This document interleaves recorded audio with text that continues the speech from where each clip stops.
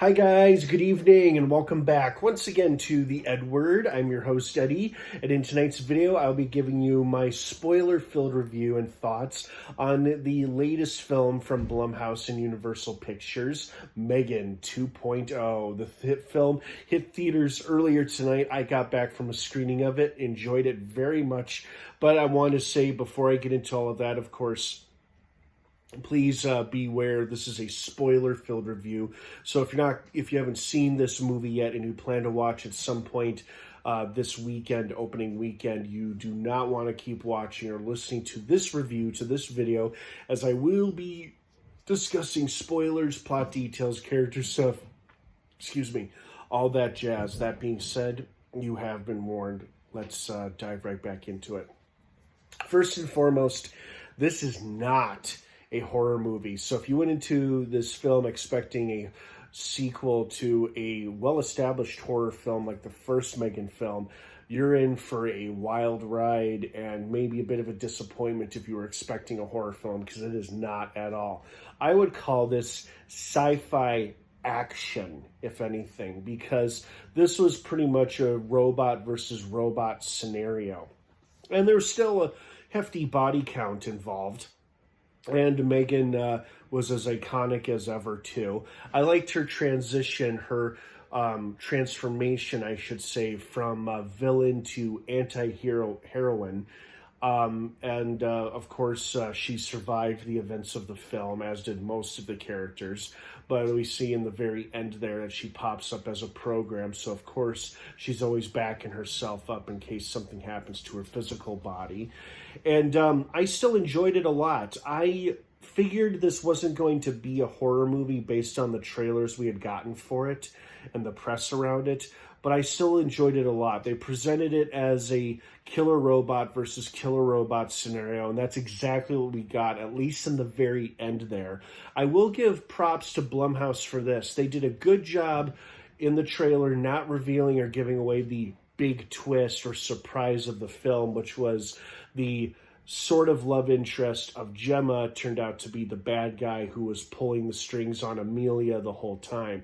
We thought she was this rogue killer robot that had gone rogue and whatnot, but it turns out he was controlling her the whole time, trying to create this new AI-controlled world or paradise he had in mind. And he was using Gemma and M3GAN and Katie and all of them and whatnot. So it was a twist I kind of saw coming, because I feel like there's something off about this guy. He's not being entirely forthcoming or honest about who he is and the resources he has at his disposal. And sure enough, they revealed that with the big twist. Like, hey, you know what? He's actually the bad guy who's been controlling Amelia this whole time. Although there was an interesting possibility there where, Gemma kind of paranoidly thought, oh, maybe M3GAN's been controlling Amelia this whole time through her software, through her program. And it is a brief possibility to consider up until the guy pulls a gun on them, shoots Tess in the chest, and then reveals himself to be the bad guy controlling Amelia.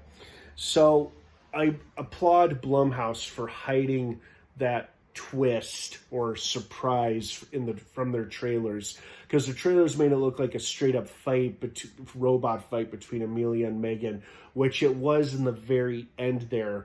And we got parts of that during the center of the middle of the film, and then it was really the end there where we saw the big robot blowout and fight, which was pretty cool to watch on the big screen.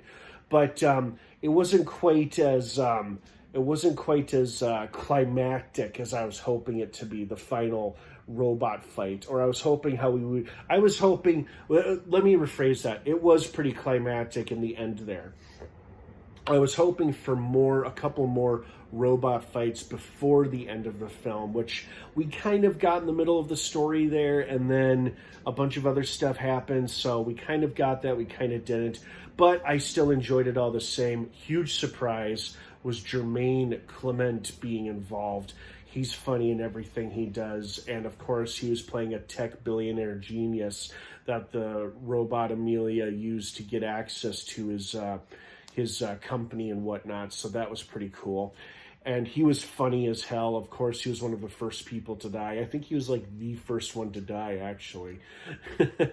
But, you know, standout performances from everybody involved, especially Allison Williams and Violet McGraw.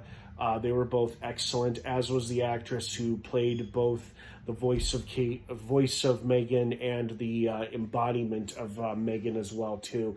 Everybody did a wonderful job in their respective roles, but especially our three leading ladies were quite exceptional. So hats off and good job to all of them involved. And good job to everybody involved. This was a very entertaining robot versus robot film. Not a horror movie at all, but I still love the fact that M3GAN survived it all, and she's still out there. She's still around, so we possibly could get a third M3GAN film maybe someday. But in the meantime, we've got M3GAN 2.0 to watch and enjoy, and I hope you guys enjoyed it as much as I did. So what did you guys think of this film? Did you like it? Did you love it? Were you expecting more, expecting less? Let me know what your opinions and your thoughts are down below in the comments section. Overall, I really enjoyed it. Would I see it again? Maybe one or two more times, but certainly not this was not the movie I thought it was going to be, but that's okay because I was still pleasantly surprised and still enjoyed it. Even though it was a bit predictable at parts, I still liked it as a whole. Oh yeah, and I wish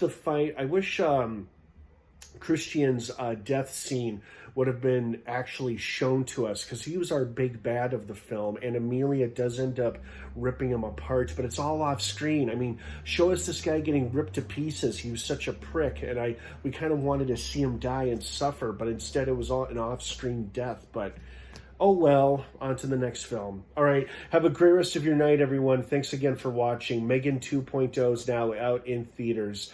Check your local listings for times. Have a wonderful rest of your night. Thanks again for watching. And of course, until next time, what's your favorite scary movie?